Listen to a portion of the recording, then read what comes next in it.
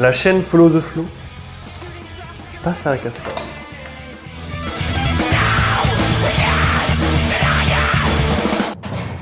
L'histoire était pour ma part l'une des matières les plus intéressantes à l'école. Connaître la vie de nos ancêtres, ce qui a formé notre pays et plus encore. Mais cette matière était lourde et demandait un apprentissage constant. Et pourquoi je vous raconte ma vie? Pour vous faire chier!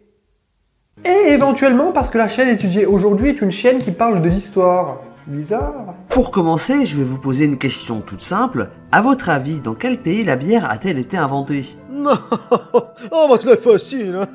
Oh, ça vient de notre bon vieux Belgique, on en boit souvent avec des fricandelles et des frites, tu sais. Et bien évidemment, t'as encore perdu l'occasion de te taire. L'histoire de la bière est évidemment intimement liée à l'histoire de ses ingrédients. La bière serait alors née au 8e millénaire avant Jésus-Christ, en Mésopotamie. Follow the Flow est une chaîne principalement composée de podcasts sur l'histoire. Ces vidéos font en général interagir deux personnages, Flo, qui est Flo, et Nestor, qui est Denis, son meilleur ami dans la vraie vie. La chaîne s'articule autour de plusieurs émissions. HistoSpeed, qui nous raconte l'histoire sur un sujet divers, HistoWatt, qui nous parle d'un thème d'actualité, et HistoMeme, qui nous parle de l'histoire d'un mème, tout simplement.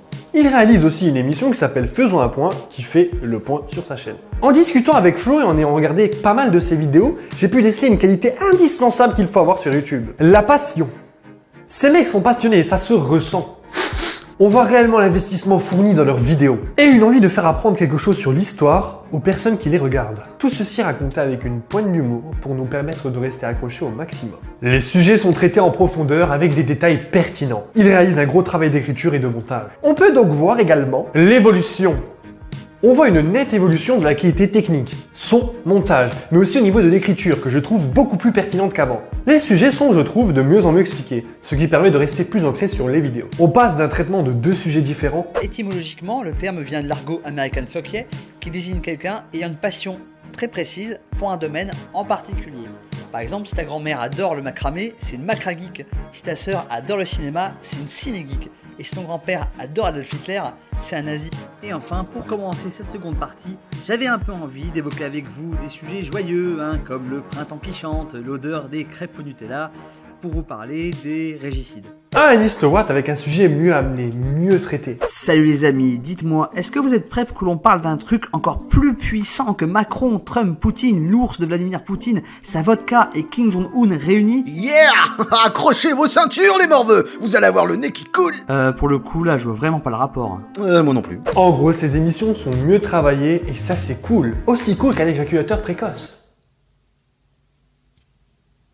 Pas cool ça, je crois. Le rythme également bien pensé. Les interactions entre Flo et Nestor sont intéressantes. Et si elles ne le sont pas, c'est pour apporter une pointe d'humour en général. Je vous laisse regarder un l'histoire de pizza sur l'histoire de Robin des Bois. Flo et Nestor apportent véritablement une ambiance bien à eux. On s'y sent très bien sur leur chaîne.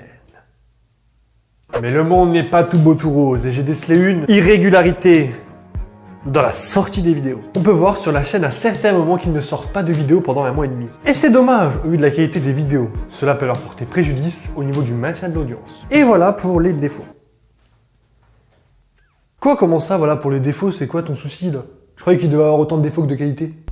Et c'est vrai, mais je ne peux pas inventer un défaut que je ne vois pas. C'est comme tirer sur une ambulance. Au final, la chaîne de Follow the Flow est une très bonne chaîne qui tente de nous inculquer la passion de ses deux compères, en y apportant des podcasts dynamiques et intéressants. Il mérite beaucoup plus d'abonnés que ça, surtout quand on voit certaines vidéos des tendances YouTube. La chaîne est mise en description et je vous invite à y faire un tour. Quant à moi, je vous laisse là et on se retrouve la prochaine fois pour un nouvel épisode de Palk. Ah, ciao!